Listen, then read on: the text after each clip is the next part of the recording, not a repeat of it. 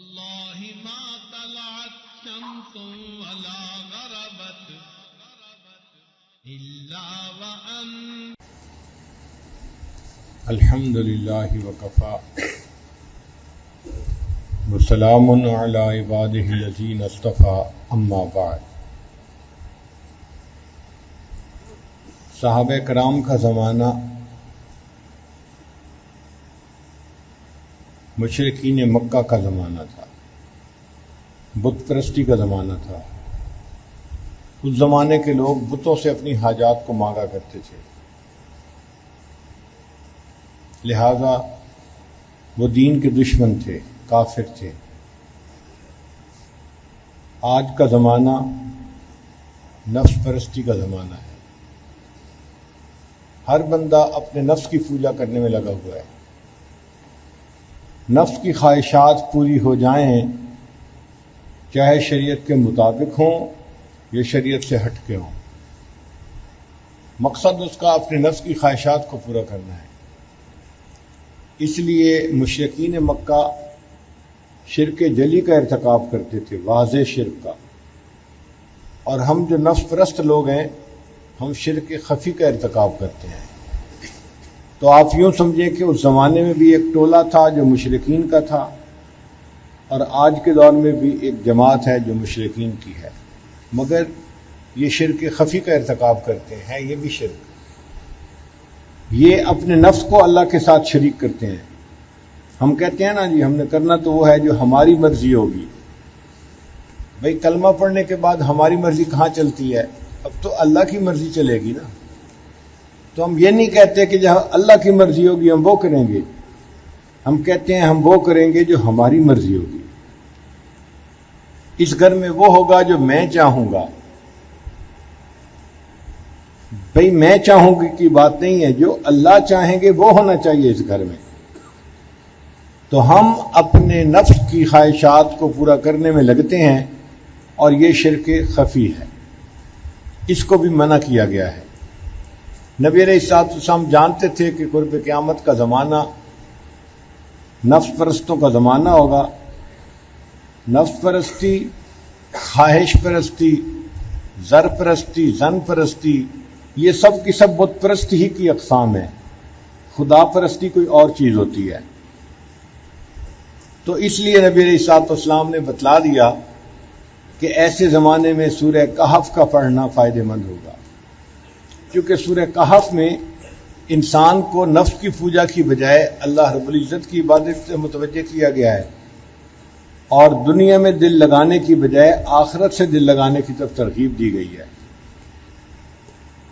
اللہ تعالیٰ ارشاد فرماتے ہیں افحسب الذین کفروا ان یتخذوا عبادی من دونی اولیاء. تو کیا پھر بھی کافروں کو یہ خیال ہے کہ مجھے چھوڑ کر میرے بندوں کو کارساز بنا لیں. انا اعتدنا جہنم للکافرین نزلا. بلا شبہ ہم نے کافروں کے لیے دوزخ کو مہمان نوازی کے طور پر تیار کر رکھا ہے. قل هل ننبئکم بالاخسرین اعمالا. اے میرے محبوب صلی اللہ علیہ وسلم آپ فرما دیجئے کہ ہم تمہیں ایسے لوگ بتا دیں جو اعمال کے اعتبار سے بالکل نقصان میں ہیں، خسارے میں ہیں. یہ آیت مبارکہ جو ہے نا، یہ یوں سمجھیں کہ پوری سورہ کہف کے واقعات کا نچوڑ ہے.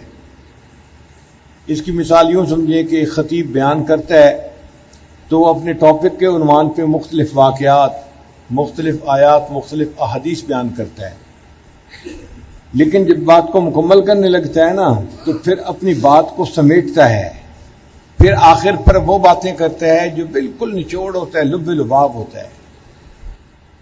بالکل اسی طرح اللہ رب العزت نے سورہ کہف کے اندر 5 واقعات بیان فرمائے، اور 5واں واقعہ سکندر ذوالقرنین کا بیان کرنے کے بعد اللہ تعالیٰ نے ان تمام واقعات کا نچوڑ نکالا.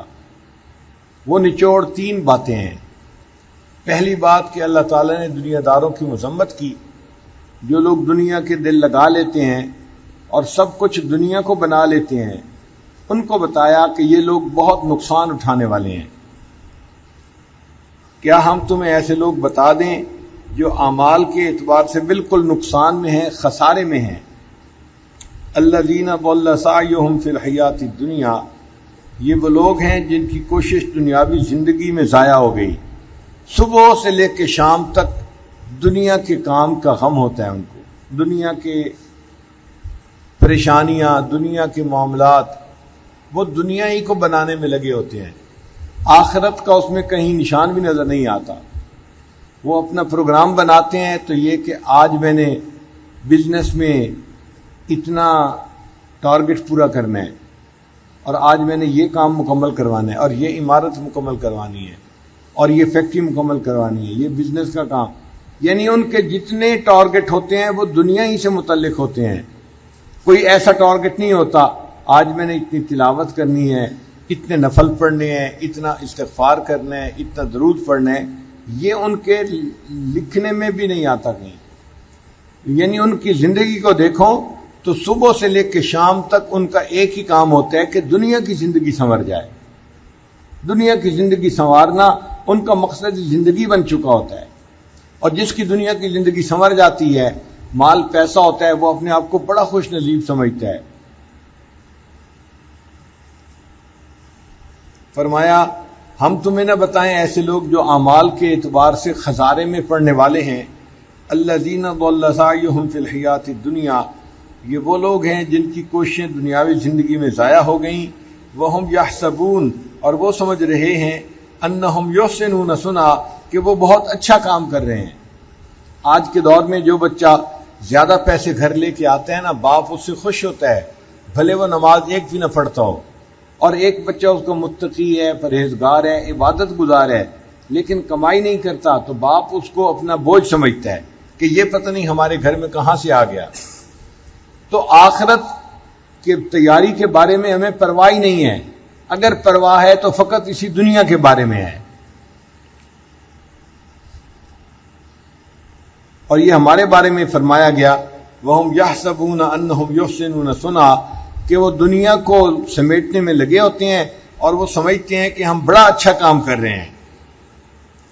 اولئک الذین کفروا بآیات ربہم، یہ وہ لوگ ہیں جنہوں نے اپنے رب کی آیات کا اور اس کی ملاقات کا انکار کر دیا. وَلِقَائِهِ فَحَبِطَتْ أَعْمَالُهُمْ، سو ان کے اعمال کو ضائع کر دیا گیا. فَلَا نُقِيمُ لَهُمْ يَوْمَ الْقِيَامَةِ وَزْنًا، ہم قیامت کے دن ان کے اعمال کا کوئی وزن قائم نہیں کریں گے. ذَلِكَ جَزَاؤُهُمْ جَهَنَّمُ بِمَا كَفَرُوا، یہ ان کی سزا ہوگی، یعنی دوزخ اس وجہ سے ہے کہ انہوں نے کفر کیا. وَاتَّخَذُوا آیَاتِي وَرُسُلِي هُزُوًا، اور میری آیتوں کا اور میرے رسولوں کا مذاق بنا لیا. ان الذین آمنوا وعملوا الصالحات، اب اللہ تعالیٰ ایمان والوں کا تذکرہ کرتے ہیں کہ بے شک جو لوگ ایمان لائے اور انہوں نے نیک اعمال کیے، کانت لہم جنات الفردوس نزلا، ان کی مہمان نوازی فردوس کے باغ میں ہوگی. خالدین فیہا، وہ ہمیشہ اس میں رہیں گے. لا یبغون عنہا حولا، وہاں سے ان کو کہیں اور نہیں جانا پڑے گا، کہیں اور نہیں جائیں گے، یعنی ہمیشہ ہمیشہ جنت میں رہیں گے. تو ایمان والے ہمیشہ ہمیشہ جنت الفردوس میں رہیں گے، اور جو دنیا کے اوپر ریجھ گئے اور دنیا کو کمانے میں لگ گئے، یہ لوگ آخرت میں جنت سے محروم ہوں گے اور جہنم میں ڈال دیے جائیں گے. اس لیے یہ لوگ خسارہ اٹھانے والے ہوں گے.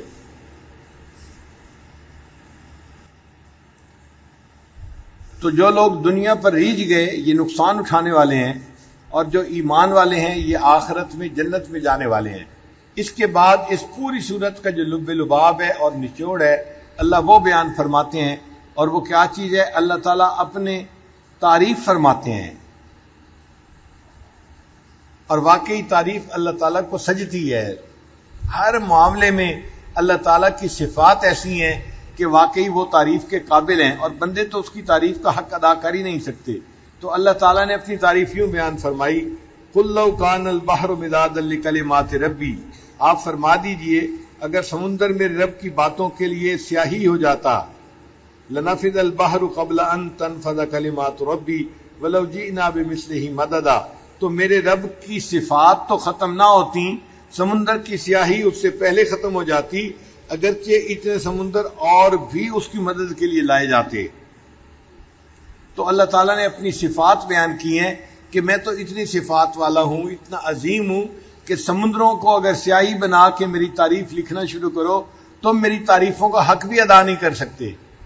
اب جب اللہ تعالیٰ نے اپنے صفات کا تذکرہ کیا، اپنے حسن و جمال کا تذکرہ کیا، تو پھر اپنی ملاقات کا طریقہ بھی بتا دیا کہ جو لوگ ایسے خالق حقیقی کی دیدار کرنا چاہتے ہیں اور اس سے ملاقات کرنا چاہتے ہیں ان کے بارے میں بھی فرما دیا۔ تو اللہ تعالیٰ نے پہلے اپنی تعریف فرمائی، پھر نبی علیہ الصلوۃ والسلام کے بارے میں بتا دیا، قل انما انا بشر مثلکم، آپ فرما دیجئے کہ میں تو بشری ہوں تمہارے جیسا، یوحا الیہ، میری طرف وحی آتی ہے، انما الہکم الہ واحد، بے شک تمہارا معبود ایک ہی ہے۔ فمن کان یرجو لقاء ربہ، جو شخص اپنے رب کی ملاقات کی آرزو رکھتا ہے، امید رکھتا ہے، فلیعمل عملا صالحا، اس کو چاہیے کہ وہ نیک اعمال کرے، ولا یشرک بعبادت ربہ احدا، اور اپنے رب کی عبادت میں کسی کو شریک نہ بنائے، یعنی اللہ ہی سے محبت کرے، ما سوا کی محبت اس کے دل میں نہیں ہونی چاہیے۔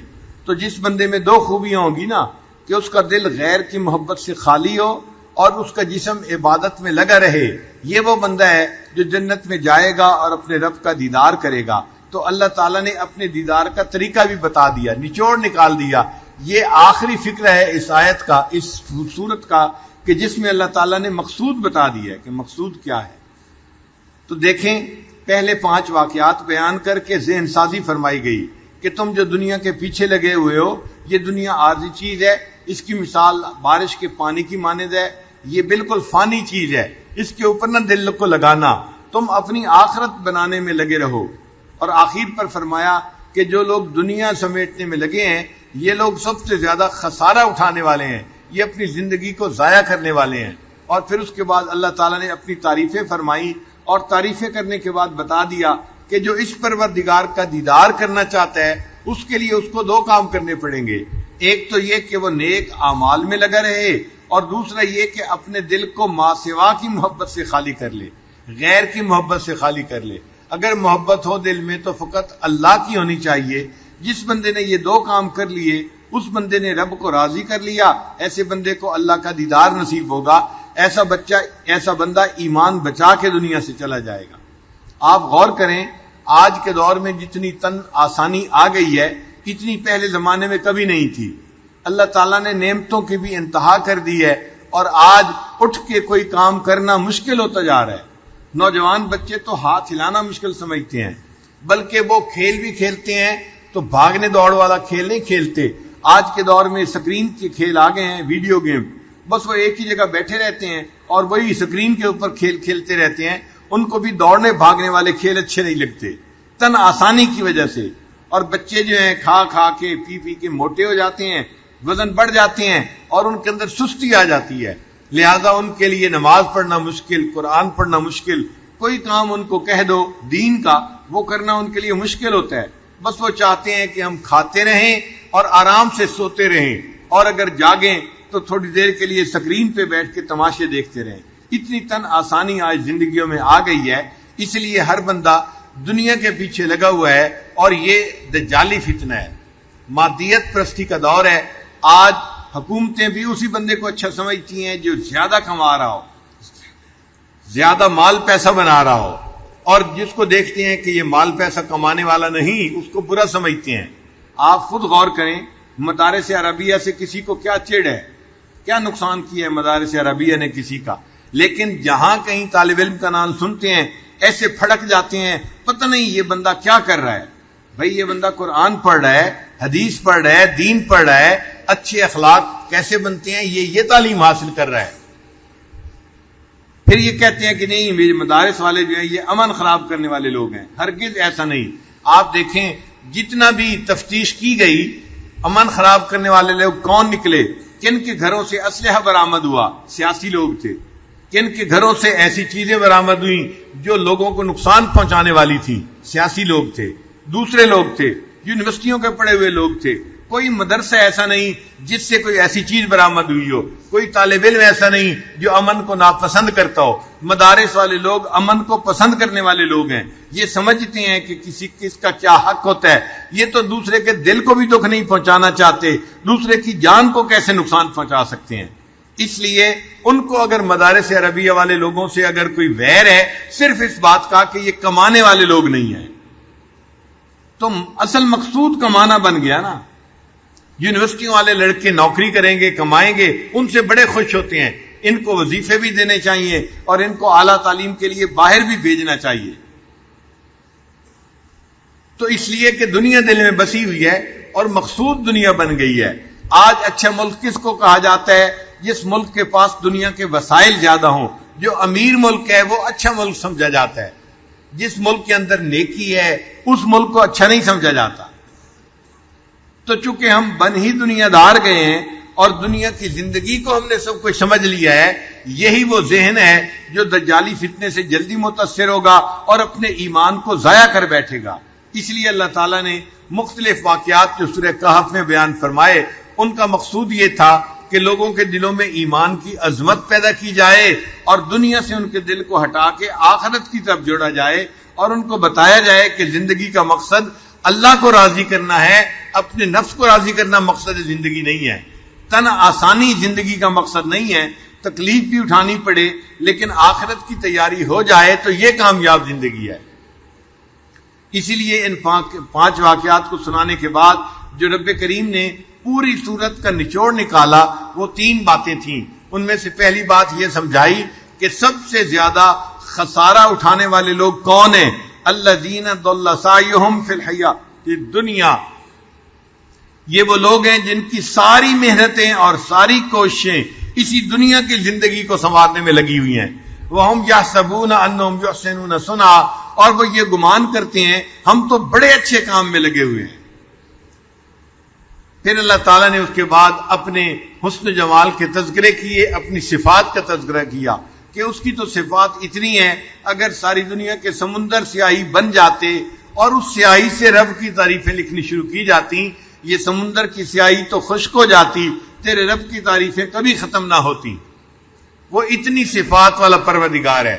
اب جب محبوب نے اپنے حسن جمال کے تذکرے کر دیے تو پھر یہ بھی پسند کیا، اچھا مجھے جو دیکھنا چاہتے ہیں، دیدار کرنا چاہتے ہیں، اس کا طریقہ کار کیا ہے؟ اللہ نے فرما دیا یہ وہ لوگ ہیں جو نیک اعمال کرنے والے ہیں. فمن کان یرجو لقاء ربہ، جو اپنے رب سے لقاء چاہتا ہے، ملاقات چاہتا ہے، اور ملاقات تو ہر ایمان والا چاہتا ہے. کیوں جی؟ یہ بات پکی ہے نا. ہر ایمان والا جس نے کلمہ پڑھا ہے وہ چاہتا ہے کہ میری زندگی میں ایسا دن آئے کہ جب ہمیں اللہ تعالیٰ کا دیدار نصیب ہو جنت میں. حضرت موسیٰ علیہ السلام کے لیے اللہ نے دنیا میں تجلی ڈال دی تھی کوہ طور کے اوپر، اور ہمارے لیے اللہ نے جنت کا وعدہ فرما دیا. پھر اب جنت جانے کا انتظار تو ہر بندے کو کرنا پڑے گا. سستا سودا ہے. کیوں جی؟ سستا سودا ہے نا. سرے طور ہو سرے حشر ہو ہمیں انتظار قبول ہے. سرے طور ہو سرے حشر ہو ہمیں انتظار قبول ہے. وہ کبھی ملیں وہ کہیں ملیں، وہ کبھی صحیح وہ کہیں صحیح، کبھی دیدار ہو جائے جہاں بھی ہو جائے ہم انتظار کرنے کے لیے تیار ہیں.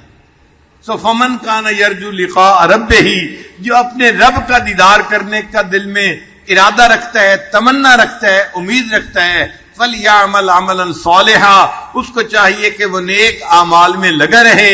وَلَا يُشْرِكْ بِعِبَادَةِ رَبِّهِ أَحَدًا، اور اپنے رب کی عبادت میں کسی کو شریک نہ بنائے. یعنی اس کے دل میں فقط اللہ کی محبت ہو، ماں سوا کی محبتوں کو اپنے دل سے وہ نکال دے. ایسے بندے کو اللہ تعالیٰ جنت میں اپنا دیدار عطا فرمائیں گے. اللہ تعالیٰ ہمیں نیک اعمال کا شوق بھی عطا فرمائے اور ہمارے دل کو ماں سوا کی محبتوں سے خالی بھی فرما دے. تو یہ پوری صورت کا لب لباب ہے. اب ہم تھوڑی دیر کے لیے پھر اس کا تکرار کر لیتے ہیں کہ ہم نے سورہ کہف کے اندر کیا کیا سبق پڑھے. سورہ کہف میں کتنے قصے بیان ہوئے؟ 5 قصے بیان ہوئے. اس کا مرکزی قصہ کون سا تھا؟ حضرت آدم علیہ السلام کا قصہ تھا. اس سے پہلے کتنے قصے بیان ہوئے؟ 2 قصے. وہ کن لوگوں کے تھے؟ عوام الناس کے تھے. ان میں کیا کیا واقعہ تھا؟ ایک تھا اصحاب کہف کا واقعہ. یہ چند نوجوان تھے جو اپنا ایمان بچانے کے لیے وقت کے بادشاہ سے چھپ کر، حکومت سے چھپ کر ایک کہف میں چلے گئے تھے اور اللہ نے ان کو وہاں پر 300 سال سے زیادہ کی نیند سلا دی تھی. ان کے جسم بھی خراب نہ ہوئے اور ان کو کوئی تکلیف بھی نہ ہوئی اور اللہ ان کی کروٹیں بدلتے رہے. اللہ نے نشانی دکھا دی کہ جو لوگ کہتے ہیں قیامت میں ہمیں زندہ نہیں کیا جائے گا، دیکھو ہم چاہیں تو دنیا میں ایک بندے کو اتنی لمبی نیند سلا کر پھر اس کو زندہ کر دکھا سکتے ہیں. جب یہ لوگ دوبارہ اٹھے اس وقت جو بادشاہ تھا وہ بدل چکا تھا، ایمان والا تھا، قوم ایمان والی تھی، مگر ان لوگوں کو پتہ نہیں تھا. بہرحال جب پتہ چلا ان لوگوں کو، انہوں نے ان کے غار کے اوپر ایک تختی لگا دی جس سے کہ یہ اصحاب الکہف والرقیم کہلائے. آج کے دور میں بھی جو بندہ اپنے ایمان کو بچانا چاہتا ہے اس کو کسی نہ کسی کہف کے ساتھ جڑ کر رہنا پڑے گا اپنے ایمان کو بچانے کے لیے. اگر کسی کہف کے ساتھ نہیں جڑا ہوگا تو یہ جو چلتے پھرتے قسم کے لوگ ہوتے ہیں یہ ایسے نظریات پیش کرتے ہیں کہ بندے کا ایمان خراب ہو جاتا ہے. تو آج کے دور میں کتنے کہف ہیں؟ 5 کہف ہیں. کون کون سے؟ مدارس عربیہ کہف ہیں، ایمان بچانے کا ذریعہ ہیں. اور یہ ذہن میں رکھنا کہ مدارس عربیہ رہیں گے، یہ ختم نہیں ہو سکتے. حکومتیں کہتی رہیں گی کہ ہم مدارس عربیہ کو ختم کر دیں گے، مگر یہ ختم نہیں ہو سکتے. کیوں نہیں ختم ہو سکتے؟ اللہ کا وعدہ ہے. ذرا سمجھ لیجئے، مدارس عربیہ کیوں نہیں ختم ہو سکتے؟ یہ اللہ کا وعدہ ہے. اللہ نے کیا وعدہ کیا؟ اللہ نے وعدہ کیا انا نحن نزلنا الذکر وانا لہ لحافظون.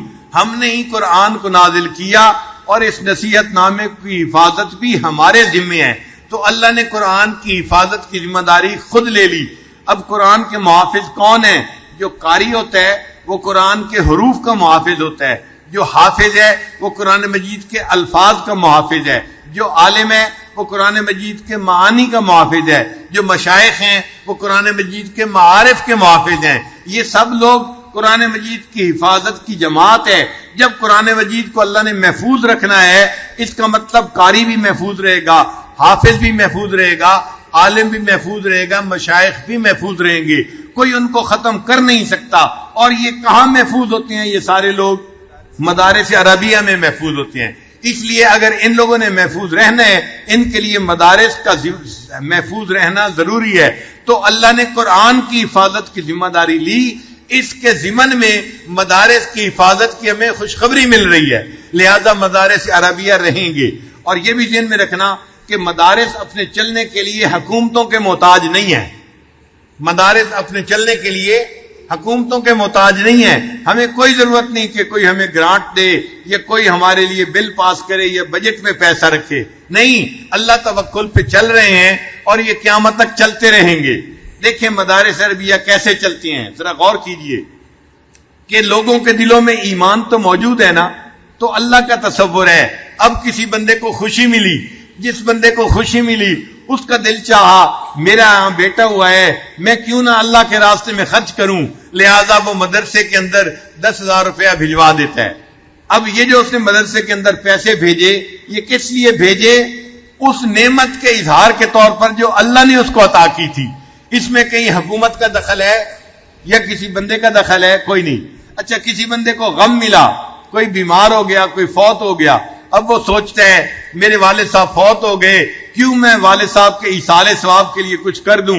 مدرسے والوں کو پیغام بھجواتا ہے آپ لوگ مدرسہ بنا رہے ہیں، اتنے کمرے اس میں میں بنوا دوں گا اور میرے والد صاحب کو اس کا ثواب ملے گا. اب یہ جو مدرسے کی عمارت بن گئی یہ اللہ نے بنوائی اس بندے کے دل میں ایمان کی وجہ سے. اس میں کہیں کسی حکومت کا حصہ ہے؟ تو نہ خوشی میں حکومت کا حصہ ہے، نہ غم میں حکومت کا حصہ ہے. یہ بندے اور اللہ کا معاملہ ہے. جب تک بندوں کا اللہ پر ایمان رہے گا، جو خوش ہوں گے وہ بھی اللہ کے راستے میں خرچ کریں گے، جو غمزدہ ہوں گے وہ بھی اللہ کے راستے میں خرچ کریں گے، اور مدارس والوں کو مدرسے میں بیٹھے ہوئے اللہ تعالیٰ رزق پہنچائیں گے. اصل میں تو یہ دنیا داروں کو چڑ ہوتی ہے. ہم 8 گھنٹے محنت کرتے ہیں اور پھر جا کے تنخواہ ملتی ہے، اور مدرسے والوں کو کچھ کیے بغیر تو کچھ مل جاتا ہے. بھئی یہ اللہ کی دین ہے. جو اللہ کا کام کرے گا اللہ تعالیٰ اس کو فقیری میں امیری عطا فرمائیں گے. تو بات سچی ہے کہ آج شہروں میں لوگ کون سا گوشت کھا رہے ہیں ہمیں اس کا نہیں پتا، ہم نہیں جانتے، اس لیے کہ جو خبریں اخبار میں آتی ہیں اس سے تو پتہ چلتا ہے کہیں گدھے کا گوشت کھلایا جا رہا ہے اور کہیں کوئی اور گوشت کھلایا جا رہا ہے، لیکن مدرسے والے ہیں جو بالکل صاف حلال پاکیزہ گوشت کھاتے ہیں، اس لیے کہ ان کے پاس لوگ خود بکرے لے کے آتے ہیں اور بکرے کو وہ اپنے ہاتھ سے ذبح کرتے ہیں اور اس کا کھانا بنا کے وہ کھاتے ہیں۔ تو مدرسے والوں کو یقین ہوتا ہے ہم جو کھا رہے ہیں حلال چیز کھا رہے ہیں، تو اس لیے ہمارے کھانے کے بارے میں آپ فکر نہ کریں، ہمیں اللہ کھلائے گا۔ آپ مجھے بتائیں دنیا میں انبیاء نوکریاں کرتے تھے؟ کسی نے انبیاء نے نوکری نہیں کی، ان کو کون کھلاتا تھا؟ اللہ کھلاتا تھا۔ جہاں سے اللہ نے اپنے انبیاء کو کھلایا، ان انبیاء کے غلاموں کو بھی اللہ کھلائیں گے۔ اس لیے ہماری روزی کے بارے میں حکومتوں کو فکر مند نہیں ہونا چاہیے، بھائی اتنا کافی ہے، ان کو پتہ چل جائے اتنے لوگ مدرسے میں پڑھ رہے ہیں، وہ مطمئن ہو جائیں، ان کا رزق اللہ ضرور ان کو پہنچائے گا، ان کے علاوہ جو لوگ ہیں ان کے لیے ہمیں فکر مند ہونا چاہیے۔ لہذا مدارس کا زیادہ بننا ملک کے لیے فائدہ مند ہے کہ بچے بااخلاق بنتے ہیں، بچوں میں انسانیت آتی ہے، حیا آتی ہے، اور وہ معاشرے کے لیے برکتوں کے اترنے کا سبب بنتے ہیں۔ حدیث مبارکہ میں ہے جس مسجد میں اذان ہوتی ہے جہاں تک اس کی آواز جاتی ہے اللہ تعالیٰ اس بستی کے اوپر عذاب کو نازل نہیں فرماتے۔ تو یہ جو ٹی وی اور فلموں کے عذاب ہیں، انٹرنیٹ اور موویوں کے عذاب ہیں، اگر مدارس والے نہ ہوتے تو یہ قوم، یہ ملک پہلے سے ہی ختم ہو چکا ہوتا اور عذاب کی گرفت میں آ جاتا۔ اگر بچا ہوا ہے تو کس کی وجہ سے بچا ہوا ہے؟ مدارس عربیہ کی وجہ سے بچا ہوا ہے، یہ طلباء کی وجہ سے بچا ہوا ہے جو راتوں میں بھی حدیثیں پڑھتے ہیں، تہجد پڑھتے ہیں اور اللہ سے دعائیں مانگتے ہیں، اور اللہ ان کی دعاؤں کے صدقے جو گناہگار ہیں ان کے وہ بھی عذاب میں جو ہے گرفتار نہیں فرماتے، عذاب کو مؤخر کر دیتے ہیں۔ اس لیے یہ مدارس عربیہ ہمارے ملک کا سرمایہ ہیں اور ہمارے لیے عزتوں کا سبب ہیں، ان سے کسی کو چڑ نہیں ہونی چاہیے۔ آج یونیورسٹیاں بن جائیں تو حکومتیں خوش ہوتی ہیں، ہم بڑی ترقی کر گئے۔ اور اللہ کے بندو، یونیورسٹیوں میں تو صرف دنیا کمانا سکھایا جاتا ہے۔ ہم یونیورسٹیوں کی تعلیم کے مخالف نہیں ہیں، ضرور تعلیم حاصل کریں، مگر اتنا ضرور کہتے ہیں کہ یونیورسٹی میں پڑھنے کے بعد آپ صرف دنیا کی روزی کمائیں گے اور قرآن پڑھنے کے بعد آپ اپنے لیے جنت کے حقدار بن جائیں گے۔ اس لیے قرآن کا پڑھنا زیادہ ضروری ہے۔ تو 5 کہف ہیں، ان میں سے پہلا کہف کون سا ہے؟ مدارس عربیہ کہف ہیں، اور دوسرا کہف کون سا ہے؟ اور یہ بھی بات آپ ذہن میں رکھیں کہ اللہ تعالیٰ نے ہمیں اتنا پیارا ملک دیا ہے، اس ملک میں مدارس عربیہ اپنی مرضی سے کام کر رہے ہیں۔ یہ نعمت دنیا میں آج اور کہیں موجود نہیں ہے۔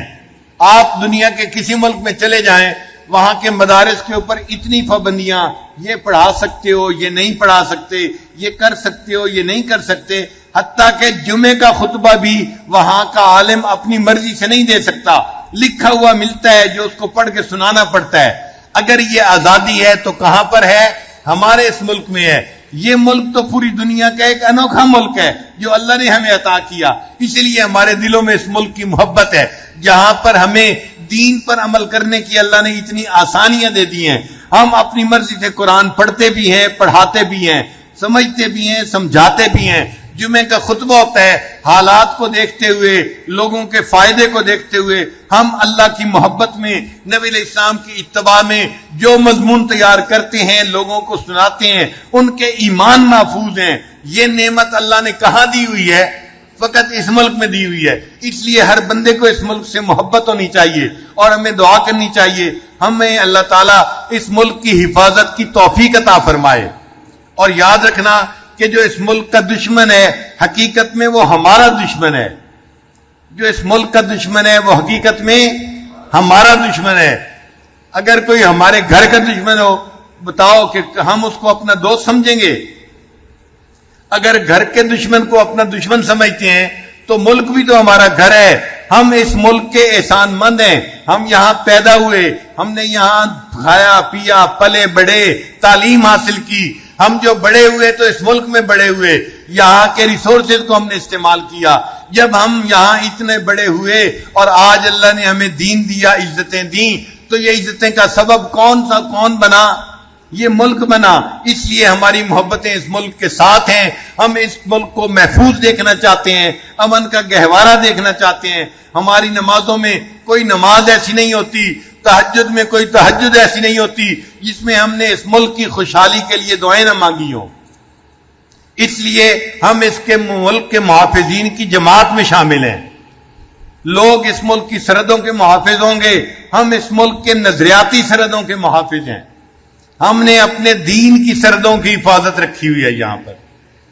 تو اس لیے مدارس عربیہ کہف ہیں، اور یہ کہف انسان کے ایمان کو محفوظ کر دیتا ہے۔ دوسرا کہف کون سا ہے؟ اللہ والوں کی خانقاہیں۔ یہ اللہ والوں کا لفظ ضرور ساتھ لیں، اس لیے کہ سب خانقاہیں ایک جیسی نہیں ہوتی۔ بعض خانقاہوں میں بدعات زیادہ ہوتی ہیں، وہ ایمان خراب کرتے ہیں، نظریات ان کے ٹھیک نہیں ہوتے، الٹا انسان کے ایمان کو خراب کر دیتے ہیں۔ ہم ایسی دکانوں کا تذکرہ نہیں کر رہے، ہم اللہ والوں کی خانقاہوں کا تذکرہ کر رہے ہیں، جہاں پر انسان کو انسان بنایا جاتا ہے، انسان کو تربیت دی جاتی ہے اور ان کو سکھایا جاتا ہے۔ ہم ایسی خانقاہوں کا تذکرہ کر رہے ہیں، وہ دین کے لیے کہف کی مانند ہیں، لہذا ان کے ساتھ جڑ کر رہنا چاہیے۔ تیسرا کہف کون سا ہے؟ دعوت و تبلیغ کا کام۔ یہ اللہ تعالیٰ کا احسان ہے کہ اللہ رب العزت نے اس کام کو ہمارے ملک میں خوب اچھی طرح جما دیا ہے۔ پوری دنیا اس ملک کی طرف رجوع کرتی ہے، اور الحمدللہ کہ رائے ونڈ میں پورے سال میں ایسا اجتماع ہوتا ہے، پوری دنیا سے لوگ اس اجتماع میں آ کے شریک ہوتے ہیں، اور پوری دنیا کے لیے ہزاروں جماعتیں یہاں سے نکلتی ہیں جو جاتی ہیں۔ تو دعوت و تبلیغ بھی کہف ہے جو انسان کے ایمان بچانے کا ذریعہ ہے۔ چوتھا کہف کون سا ہے؟ قرآن مجید۔ قرآن مجید کی تعلیمات کے ساتھ جو جڑ جاتا ہے، نتھی ہو جاتا ہے، اس کو علماء سے پڑھتا ہے، سیکھتا ہے، یا درس قرآن سیکھتا ہے، یا قرآن مجید کا ترجمہ سیکھتا ہے اور اس کے مطابق زندگی کو گزارنے کی کوشش کرتا ہے، یہ قرآن مجید زندگی کے قیام کا سبب ہے، بندے کے ایمان بچنے کا سبب بن جاتا ہے۔ پہلے زمانے میں جب ہمارا بچپن تھا، ہم اپنے شہروں میں تقریباً ہر دوسری تیسری مسجد میں قرآن مجید کا درس فجر کے بعد ہوتا دیکھتے تھے۔ آج یہ چیز کم ہو گئی ہے، یہ افسوس کی بات ہے۔ مسجد کمیٹی کے لوگوں کو چاہیے، جو مسجد کا صدر ہے اس کو چاہیے اپنی مسجد کے امام صاحب سے ریکویسٹ کرے کہ فجر کے بعد درس قرآن ضروری دیا کرے، تاکہ عورتیں گھروں میں بیٹھ کے بیان سنیں اور ان کے بھی ایمان محفوظ ہوں، اور مرد مسجد میں نماز پڑھنے کے بعد قرآن سنیں، اور ہم دن کی ابتدا اللہ کے قرآن کے سیکھنے سے کریں۔ ہماری زندگیوں میں برکتیں آئیں گی اور ہماری زندگی محفوظ ہو جائے گی۔ اور پانچواں کہف کون سا ہے؟ مکہ مکرمہ اور مدینہ منورہ۔ چنانچہ جو بندہ وہاں جائے گا اس کا بھی ایمان محفوظ ہو جائے گا۔ تو اللہ تعالی ہمیں ان کہفوں میں جڑ کر رہنے کی توفیق عطا فرمائے۔ اب ذرا ایک اور بات بھی سن لیجئے۔ سید محمد بن رسول اربرزنجی ایک عالم ہیں، انہوں نے ایک کتاب لکھی ہے اشراط الساعہ، علامات قیامت کے بارے میں۔ کتاب کا نام کیا ہے؟ اشراط الساعہ۔ اس اشراط الساعہ کتاب میں انہوں نے ابن مردویہ کے ذریعے سے ایک حدیث نقل کی ہے، جس کو عبداللہ ابن عباس نے فرمایا۔ وہ فرماتے ہیں اصحاب الکہف آوان المہدی، کہ جو اصحاب کہف ہوں گے وہ مہدی علیہ السلام کے آوان بنیں گے، ان کے مددگار بنیں گے۔ لہذا ان 5 کہفوں کے ساتھ جڑ کر جو بندہ رہے گا، جب امام مہدی دنیا میں آئیں گے تو امام مہدی کے مددگار کون بنیں گے؟ یہ اصحاب کہف بنیں گے۔ لہذا کسی نہ کسی کہف کے ساتھ جڑ کر رہیے، تاکہ اللہ تعالی ہمیں امام مہدی کے ساتھیوں میں شامل فرما لے، ان کے خدام میں شامل فرما لے۔ دوسرا واقعہ کون سا تھا؟ علامہ محمد طاہر پٹنی رحمت اللہ علیہ، یہ بھی ایک بڑے علامہ عالم گزرے ہیں۔ انہوں نے مجمع بہار الانوار کتاب لکھی، 986 سال یعنی 986 ہجری میں صدی میں یہ فوت ہوئے انگریزی اعتبار سے۔ وہ بھی فرماتے ہیں کہ سورہ کہف کا ترجمہ پڑھنے والا دجال کے فتنوں سے محفوظ رہے گا. انہوں نے مجمع بہار الانوار میں یہ بات لکھی ہے. تو جو کہف میں جڑ کر رہے گا اور سورہ کہف کی تعلیمات کو اپنے ذہن میں بٹھائے گا اور ان تعلیمات کے مطابق زندگی گزارے گا، اللہ تعالیٰ اس کو دجال کے فتنے سے محفوظ فرمائیں گے. اصحاب کہف کے بعد دوسرا واقعہ کون سا تھا؟ صاحب جنتین. ایک بندہ تھا جو عام بندہ تھا، لیکن اللہ نے اس کو مال دے دیا تھا. تو مال سے اعتبار سے تو وہ غنی تھا، لیکن ایمان سے محروم ہو گیا تھا.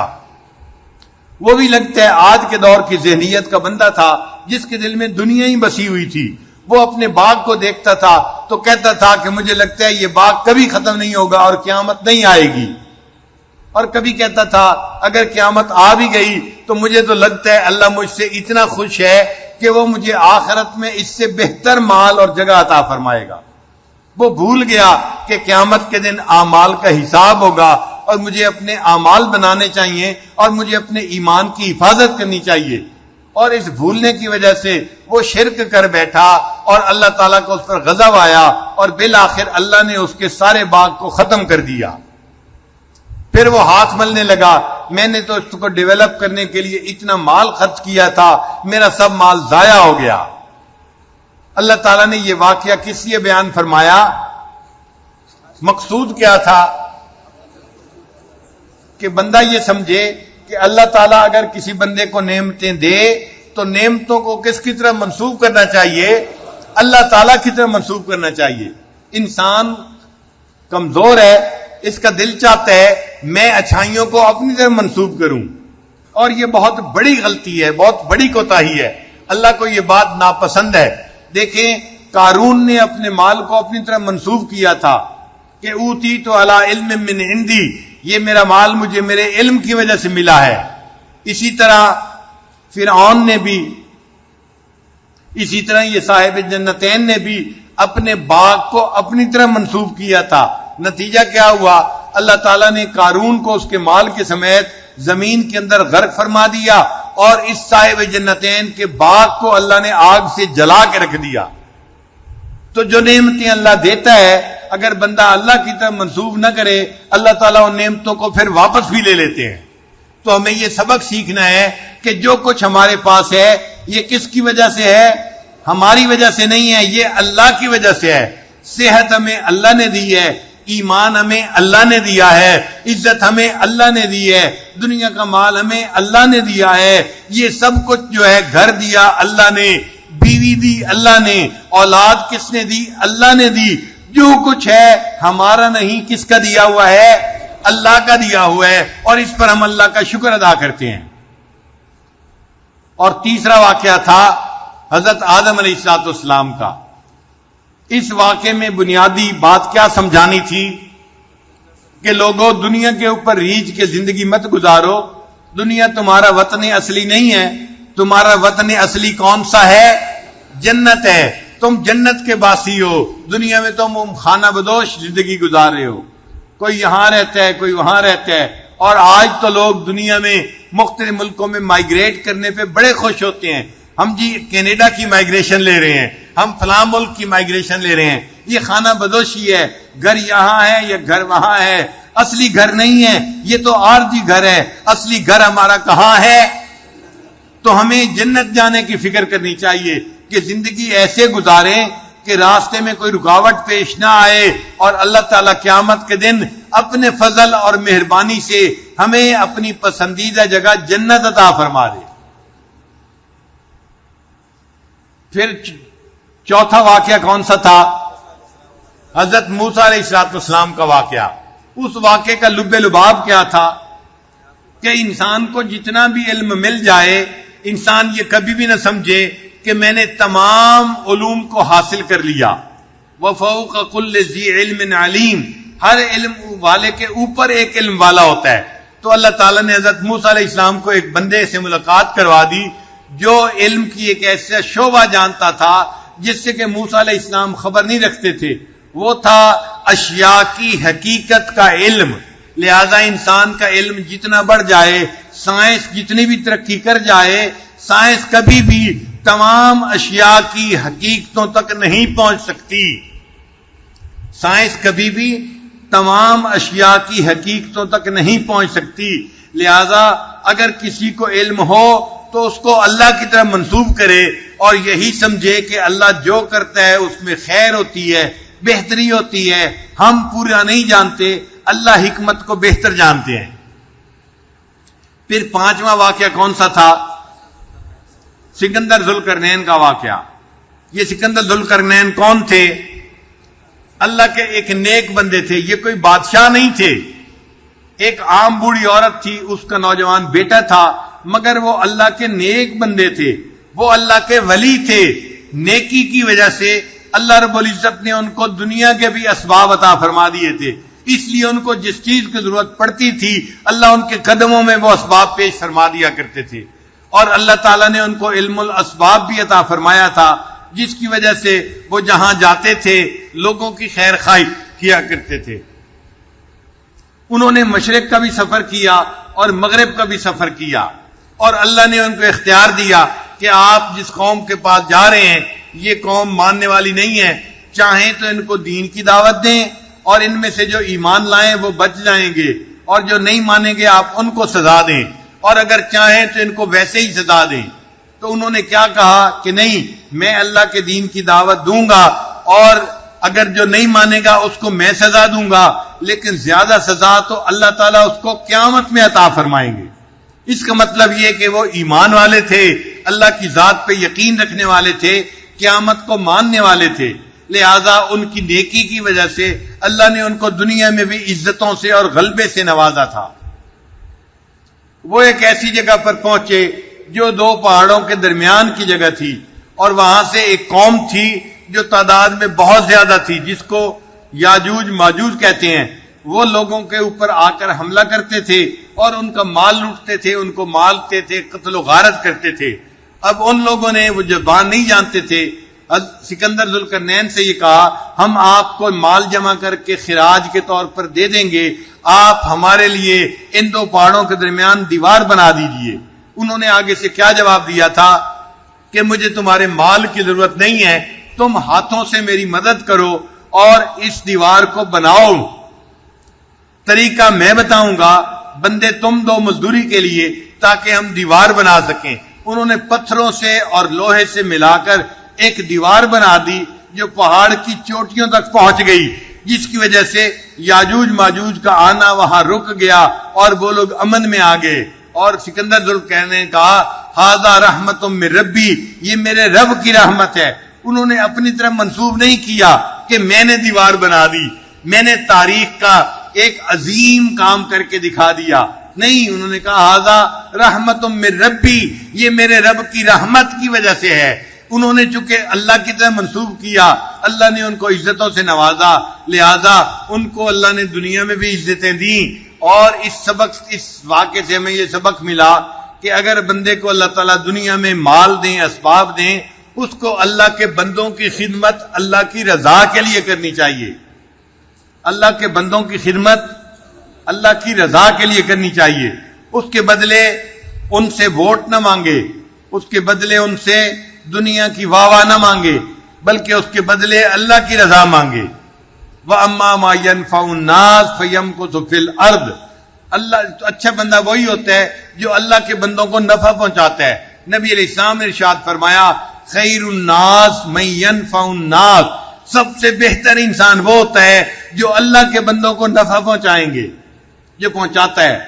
آپ بتائیں کیا آج ہم اس بات کا عہد کرتے ہیں ہم ایسی زندگی گزاریں گے، ہم اپنے گھر والوں کو، محلے والوں کو، شہر والوں کو، پورے وطن والوں کو، ایمان والوں کو اور اللہ کی ساری مخلوق کو زندگی میں نفع پہنچائیں گے اللہ کی رضا کے لیے؟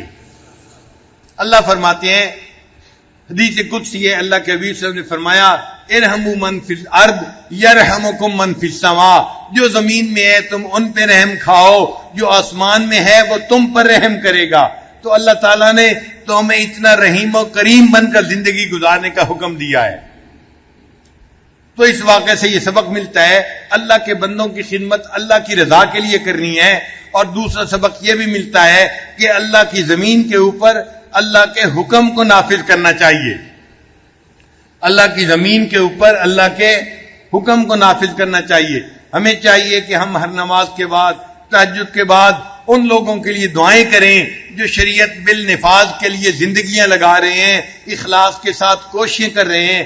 اللہ ان کی کوششوں کو برابر کرے اور ہمارے اس ملک کو اللہ تعالیٰ دین کا قلعہ بنا دے۔ اللہ تعالیٰ اس ملک میں امن امان عطا فرمائے اور ہمیں یہاں شریعت کے مطابق زندگی گزارنے کی توفیق عطا فرمائے۔ یہ 5 واقعات ہیں جو سورہ کہف کے اندر بیان ہوئے۔ اس کے بعد اللہ تعالیٰ نے سورت کو سمیٹا ہے اور سمیٹتے ہوئے اللہ تعالیٰ نے 3 باتیں فرمائی ہیں۔ ان میں پہلی بات کون سی ہے؟ اللہ تعالیٰ نے یہ لب لباب بتایا کہ جو لوگ دنیا کی زندگی کو ہی بنانے میں لگے ہوئے ہیں، ریجھ گئے ہیں دنیا کی زندگی کے، قل هل ننبئکم بالاخسرین اعمالا، کیا میں تمہیں نہ بتاؤں سب سے زیادہ اعمال میں نقصان اٹھانے والے لوگ کون ہیں؟ الذین ضل سعیہم فی الحیات الدنیا، یہ وہ لوگ ہیں جن کی ساری محنتیں اور کوششیں اسی دنیا کی زندگی کو سنوارنے میں لگی ہوئی ہیں۔ یہ نقصان اٹھانے والے لوگ ہیں، لہذا تم فقط دنیا کو نہ سنوارو، اپنی آخرت کو سنوارنے کی بھی کوشش کرو۔ اور دوسری بات کیا ہوئی؟ اللہ تعالیٰ نے اپنی صفات کو بیان فرمایا، اپنے حسن جمال کی تعریفیں کی کہ دیکھو اگر تم ساری دنیا کے سمندروں کے پانی کو سیاہی بنا دیا جاتا اور تم اس سیاہی سے رب کی تعریفیں لکھنی شروع کی جاتی، تمہارا رب اتنا عظیم ہے، اتنا کریم ہے، ایسا حنان اور منان ہے کہ یہ پہاڑ، یہ پانی جو ہے سیاہی یہ خشک ہو جاتی، تیرے رب کی تعریفیں کبھی ختم نہ ہوتی۔ تو جو پروردگار اتنی عظمتوں والا ہے، صفات والا ہے، تو ہمارا دل چاہتا ہے ہم اس پروردگار کو راضی کریں اور اس کا دیدار پائیں۔ اللہ تعالیٰ نے دیدار کا وعدہ کہاں کیا ہے؟ جنت میں کیا ہے۔ لہذا مومن جنت میں جائیں گے، اللہ کا دیدار کریں گے۔ تو تیسری چیز اللہ نے اس کا طریقہ بھی بتا دیا۔ کون اللہ کا دیدار کر سکے گا؟ فمن کان یرجو لقاء ربہ فلیعمل عملا صالحا، اس کو چاہیے کہ وہ نیک عمل کرے، ولا یشرک بعبادت ربہ احدا، اور اپنے رب کی عبادت میں کسی کو شریک نہ بنائے۔ اس کے دل میں فقط ایک اللہ کی محبت ہو اور ماں سوا کی محبتیں اس کے دل سے نکل چکی ہوں۔ جو ایسا بندہ ہوگا اس کو اللہ تعالیٰ جنت میں اپنا دیدار عطا فرمائیں گے۔ یہ سورہ کہف کا نچوڑ تھا، کیونکہ اس سے اللہ تعالیٰ کا دیدار بندے کو نصیب ہوگا، اور یہ تمام نعمتوں سے بڑھ کر نعمت ہے، اس لیے یہ وہ صورت ہے جو بندے کا ایمان بچاتی ہے اور اس کو فائدہ پہنچاتی ہے۔ اس لیے نبی علیہ الصلوۃ والسلام نے حدیث مبارکہ میں اس صورت کی خوب تعریفیں فرمائی ہیں، اس کے فضائل بتائے ہیں۔ اب آپ کا کنسپٹ کلیئر ہو گیا نا اس صورت کے بارے میں کہ یہ صورت انسان کو کیسے فائدہ پہنچاتی ہے، اس کو سبق سکھاتی ہے، اس کو ایمان بچانے کے طریقے سکھاتی ہے، تاکہ یہ بندہ اپنا ایمان بچا کے اللہ کے حضور جائے اور قیامت کے دن اللہ کا دیدار کرنے والوں میں یہ شامل ہو جائے۔